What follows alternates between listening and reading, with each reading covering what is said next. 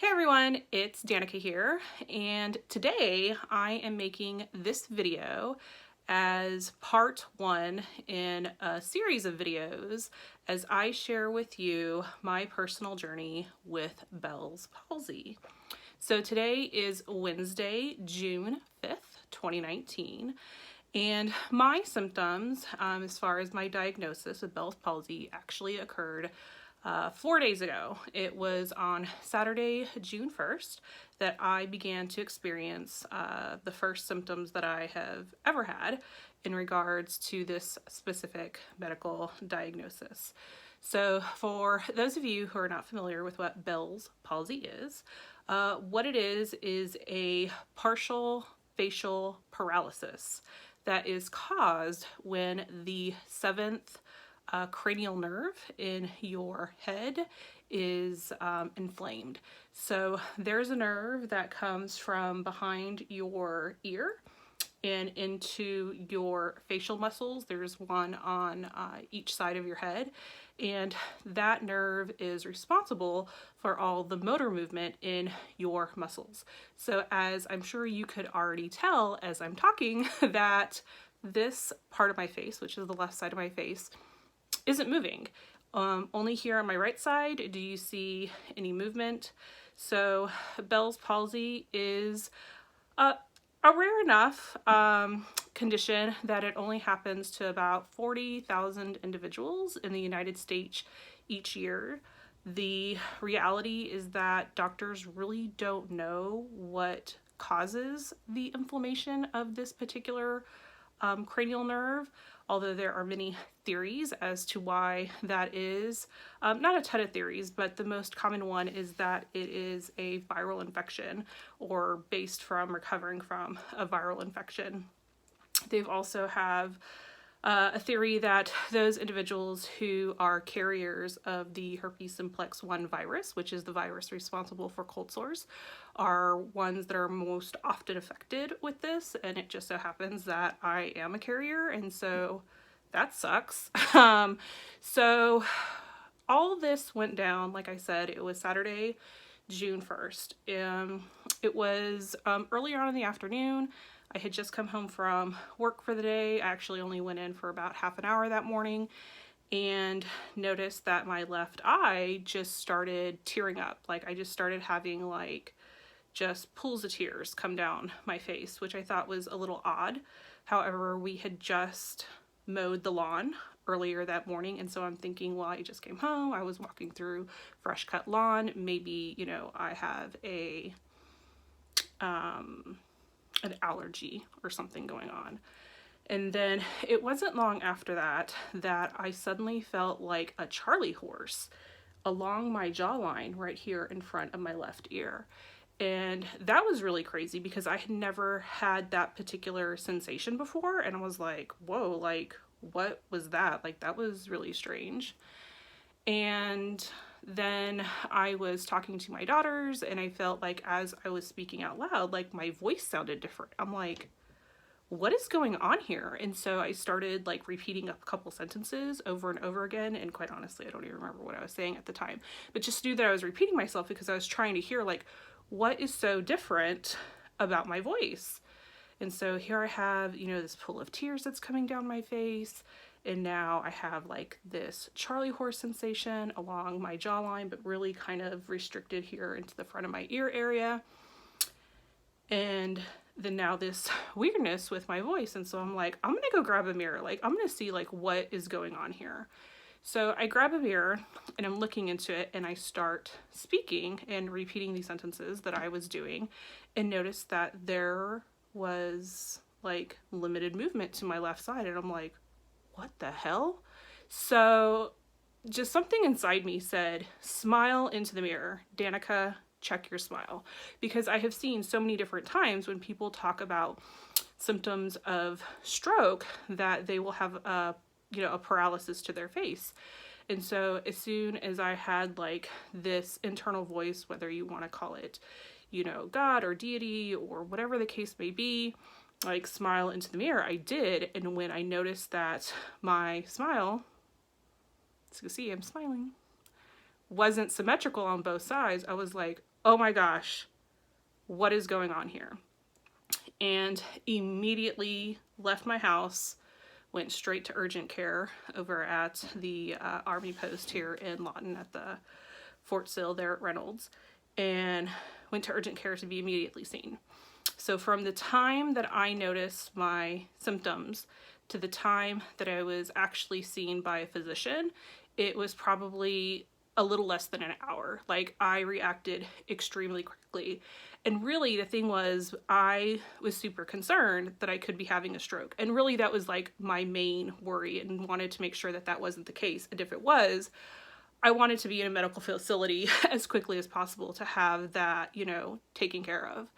So through a few visual examinations by the doctor there, they determined that I was dealing with Bell's palsy, but just to be certain, you know, that was the case, they went ahead and referred me to the emergency room there at Comanche County here again in Lawton. And so I went from urgent care on post to the local hospital ER, and again, having those physicians there look at me, doing their own little exams. And at this point, when I say exams, I mean everything was just visual. Like, they had me just do a couple of different things. There wasn't like any MRIs or CTs or anything of that nature, at least as of not right now.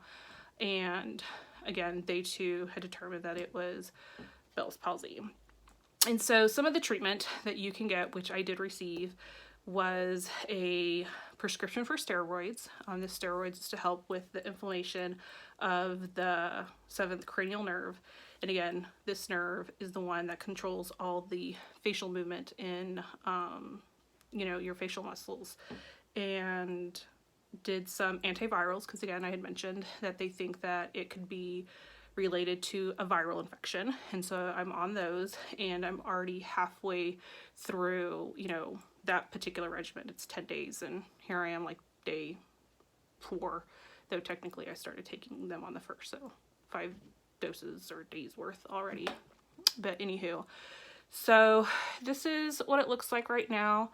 I decided to start videoing my personal experience, really for my own benefit, to kind of track my progress as far as, you know, how long it takes for me to, you know, work through these symptoms and get full movement back in my, you know, in my face. And I but I've read through a number of different articles, and the articles that I look at, like, I'm not looking at no janky Wikipedia, okay? Like, I'm going to like legit medical journals, reading up on all the things that I feel are reputable sites as far as, you know, information and things like that, like the CDC and things of that such. So here I am, you can see, raising my eyebrow. Just very little movement. Flare my nose. Smile. Kissy face.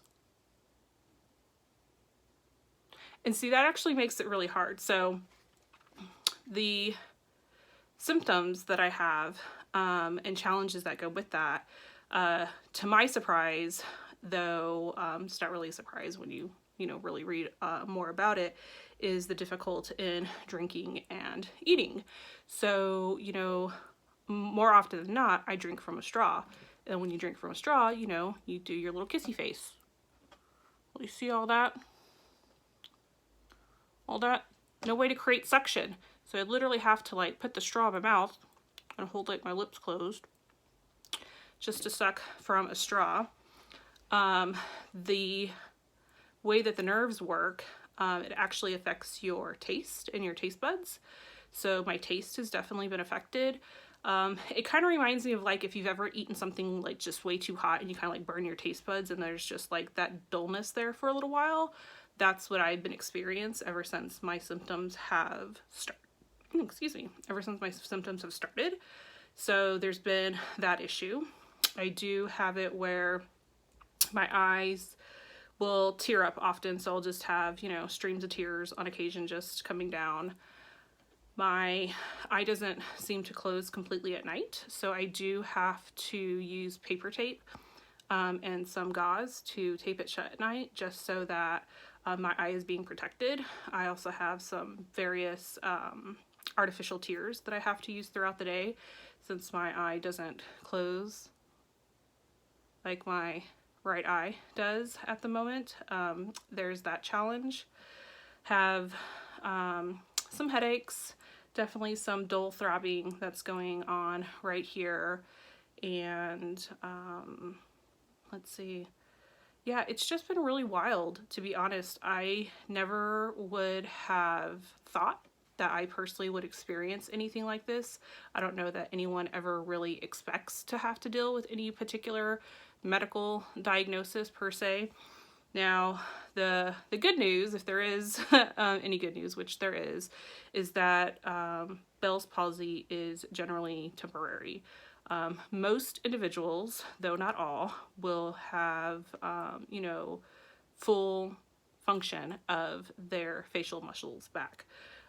So some of the things that I'm doing, or I will be doing to help facilitate that, is through some facial massages. I actually went and saw my massage therapist today and had a session with that. I will also be seeing an acupuncturist and a chiropractor. The individual I'm seeing as actually both of those things. I'll be seeing the acupuncturist, and for those of you who aren't familiar with that, you can do a little Googling on exactly what that is, but it absolutely helps with nerve stimulation, which is definitely what I need, because it's because of the lack of that stimulation is why you see the paralysis in my my left side. So that's really just a little bit of what's going on with me right now. Again, just decided to do a little bit of a video, kind of have a baseline of where my symptoms currently lie, just so I could have something to compare it against as the days and weeks go on. And ideally, there is improvement sooner than later with these symptoms. So again, this is how things look right now. Just one eyebrow, going there, kissy face, smile. So I do have a pretty wicked pirate look going on right now with all of this, and trying to be as lighthearted as I can be through the experience, especially knowing that it is supposed to be temporary, but still just not knowing exactly when the movement will be back and things will return to normal is just, you know, it's a little unnerving. The unknown is always a bit scary, and so to say that this is a little scary is pretty on point, but just trying to take it all in good grace and be calm as I can. I hear that stress or elevated stress can certainly exacerbate the symptoms, so trying to do what I can to, again, stay calm and collected as best as one can, just to work through what it is that I'm currently experiencing. So that's what I have for now, just for the moment. Like I said, I'll be posting video updates. You know, I don't know that it'll necessarily be each day, but definitely every couple of days, just to kind of track the progress of how long, you know, it's taking for my symptoms to subside and to regain full muscle movement in the left side of my face. I will be posting some links below just to give you some additional reading on exactly what Bell's palsy is. You know, again, we don't really know the exact reason that it happens, but we do know what it is. Again, it's that 7th cranial nerve that gets inflamed, and when it's inflamed, it doesn't have the ability to send signals to the facial muscles it's connected to, so then they just kind of like just sit. They don't do anything. And just doing what I can to educate family and friends on this particular condition, so should they themselves ever have the misfortune of experiencing it themselves or know someone else who can, they can share this information and know that they are not alone, know that there is definitely some hope out there for improvement, and to know, again, that there are others that are going through this. And I think finding comfort in a community of others that are going through similar experiences always brings a great sense of hope to know that things will in fact get better. So that's what I have for now. Thank you for tuning in, and you know, stay around and you know, stay caught up. Follow it. We'll see what happens. All right, good night.